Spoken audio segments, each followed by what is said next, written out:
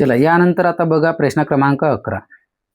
21 ते 30 पर्यंतच्या मूळ संख्याची बेरीज व संयुक्त संख्यांची बेरीज यामधील फरकास पुढीलपैकी कोणत्या संख्येने निशेष भाग जातो? अ 3, ब 7, क 151, की ड 17. आणि मुख्य पर्याय हे 4 दिलेले आहेत.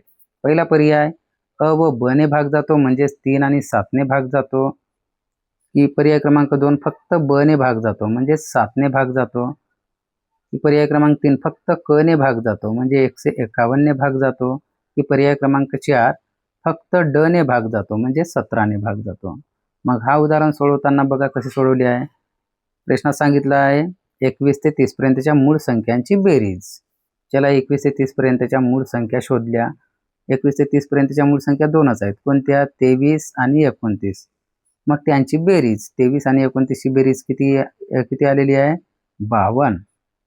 त्यानंतर त्याच्याच खाली 21 ते 30 पर्यंतच्या संयुक्त संख्या लिहिलेल्या आहेत. कारण मूळ संख्याची बेरीज झाल्यानंतर संयुक्त संख्याची बेरीज सुद्धा करायला सांगितली आहे.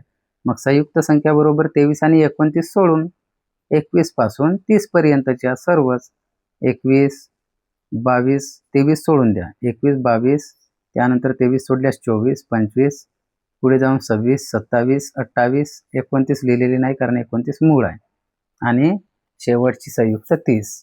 अशा प्रकारे एकूण 8 संयुक्त मिळालेले आहेत. या 8ही संयुक्त संख्यांची बेरीज 203 आली आहे. मग आता मूळ संख्यांची मिळाली 52 आणि संयुक्त संख्याची बेरीज मिळाली आहे 203. यांच्यातला फरक काढल्यास फरक काढताना 203 ही बेरीज मोठी आहे म्हणून वर लिहिले. फरक बरोबर 203 वजा मूळ संख्याची बेरीज 52 खाली लिहिली आणि वजाबाकी केली. वजाबाकी किती आली? 151. आता आलेला जो फरक 151 आहे त्याला कितीने भाग जाईल?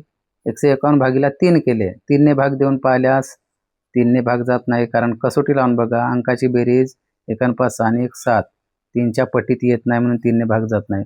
7 ने प्रत्यक्ष भाग देऊन पहा 151ला 7चा भाग जाणार नाही. 151चा 151ला भाग जाईल म्हणून राईट केलेला आहे. त्यानंतर 17 ने सुद्धा 151ला भाग देऊन पहा 17 ने सुद्धा भाग जाणार नाही. म्हणजेच 3 ने भाग जात नाही, 7 ने नाही आणि 17 ने नाही, फक्त 151 ने जाईल म्हणजेच क ने जाईल.